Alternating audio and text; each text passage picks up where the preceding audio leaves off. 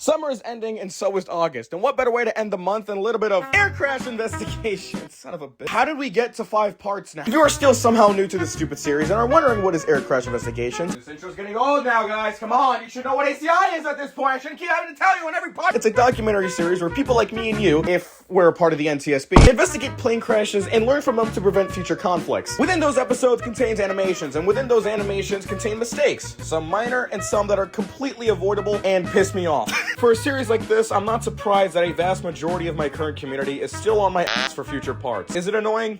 Absolutely. But I have no choice but to go with it. With that being said, though, let's get straight into part 5, somehow, the animation mistakes in air crash investigations. Because, yo, can't think of nothing! Yo, who the hell are you?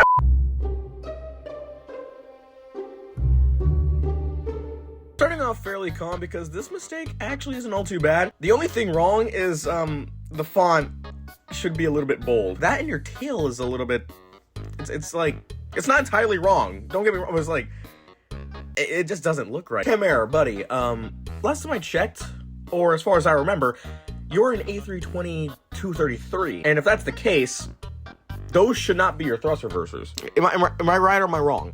Matter of fact, am I right or am I wrong? Also, another thing, you landed on 35 left. And on this shot, we're back to 35 left. Now, here's the pickle. The other side of the runway is 17 right. You see 235? No, you don't. Okay, so quite frankly, turn the hell around. First of all, this ain't even about you, Southwest, right now. Holy bank angle to the dude in the background. Okay, so now we get to you, Southwest. So, engine blows out at 32,000 feet, as said in the final report. So if that's the case, it's totally a good idea to also lower your landing gear to compensate for the now f***ed up engine. Also, I need to just say this right now. This looks like a perfect promo shot for Southwest. I'm figuring this out later on. They forgot the most crucial part of a Southwest plane. Where the f*** is the heart? Where's the heart under the belly? Why did you guys forget this? I'm gonna kick someone's ass, bro. Alright, so according to Wikipedia, AI overview on Google, and on the final report, it took less than 10 seconds for you to hit the ground after your rudder, the bed here. So, let's just count it, shall we?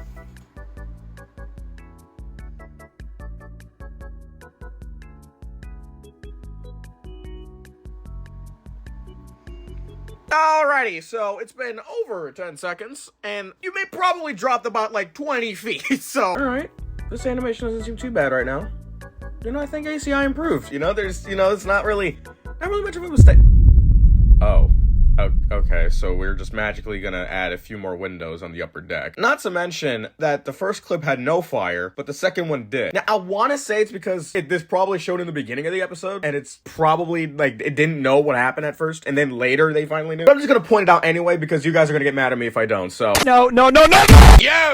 Yo, buddy! How the hell is your wing clipping through the damn PSA? Also, wait,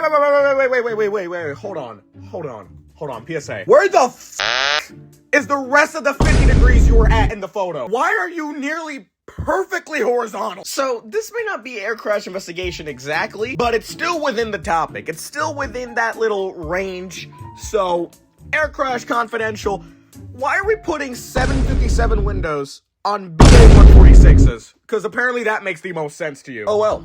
Looks like a very nice toasty fire. Could kick a couple of s'mores on the— Oh, so it's just magically gone before you crash into the water. How bad was the baking simulation that you couldn't render it for the crash scene? I can't tell if this is worse than the tie accident I mentioned a few parts back, but guys, how do you manage to cut the logo out? Not to mention, you had it fine for the rest of the animation, but then just left it like this towards the end. What are we doing? I'm not concerned about the Delta connection at all, right? Boarding position's fine. Plane is a little bit parked a little too far forward, but I'm not worried about that at all. I'm worried about the Delta to your left there. That livery was not around in 2006. I was born the year later. I would not exactly have a good memory on the airline, but as much as I love you guys at Delta, this was not your livery back then. Garuda, Indonesia. In Addis Ababa Bowl International Airport. ADD. Now I'm talking about the disorder. No. I don't think you ever operated there. No? Get the f*** out of my airport, please. Thank you. Now, this one is 50-50 on animations because obviously the outside view is an animation. The cockpit is just blue screen. I know how behind the scenes works there, but where the heck is the runway numbers here, guys? You know those are important at airports, right? Now, I hope to God that I'm wrong about this mistake, only because I don't know how other airports around the world tend to work, but I don't think you're supposed to board from the right side of the plane. Usually it's from the left. So, what are we doing here, guys? We just run out of space, or? Okay, so I did a little bit of research. Apparently they do board from the right. It's just not as often. Mostly from air stairs. It's extremely rare with jet bridges, but this photo kind of proved me wrong on that. But still, I don't think they should be boarding from the right side. It doesn't matter. It doesn't matter. No. No.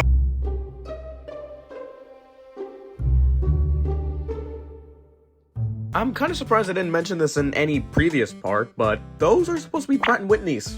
Or specifically, the PW4090s, not the Rolls-Royce Trent 800s. Do they look better on the 777? Yes, I will admit. But you gotta be more realistic here, guys. As if the quality of this animation wasn't bad enough, try clipping the tail just slightly to where only deep thinkers would notice it, and literally nobody else. Since I was talking about Thai Airways earlier, it appears to me that you are crashing into a rock wall.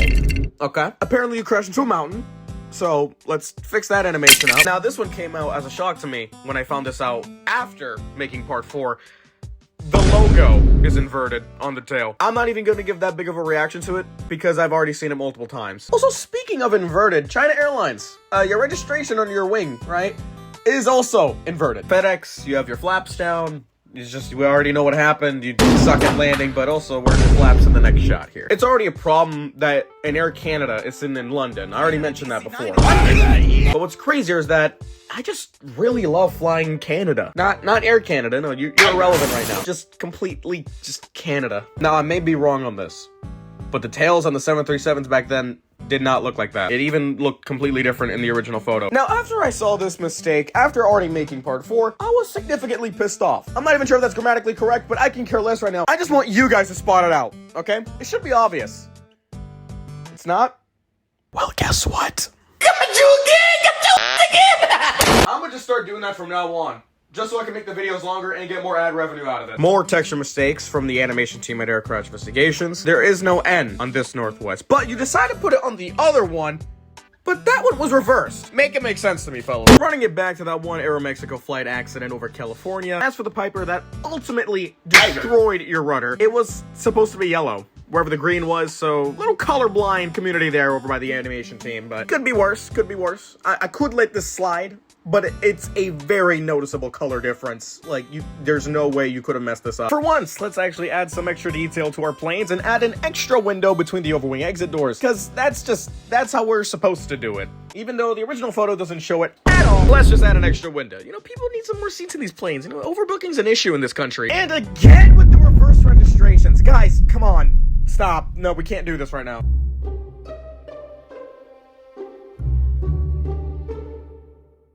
Subtle detail mistake on the tail here. There is no European Union logo on there. A little upsetting. Also, it goes from a solid line here to a straight line. I don't think runways do that. Now, a lot of you guys said the landing gear disappears here when it kind of shows that they slowly start to go up. I'm not going to call it as a mistake, but I'm just gonna point it out anyway. I'm very on edge with this one. The doors are a different shade to the rest of the f***ing fuselage. Ain't that fantastic? So this is a rare episode. I don't know how many of you guys know about this, but that says f***ing near tick. Oh wait, that's my animation.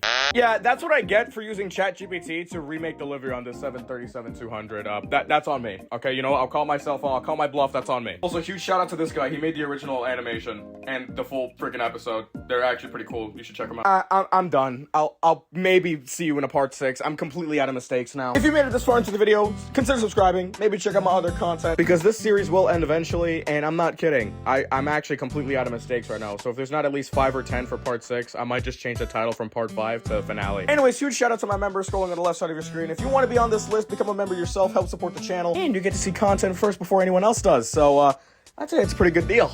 That and a couple of custom emojis to mess with, and possibly future members only streams. So with that being said though, hope you guys enjoyed this 5th part, and I'll see you guys either in part 6 or in a different video.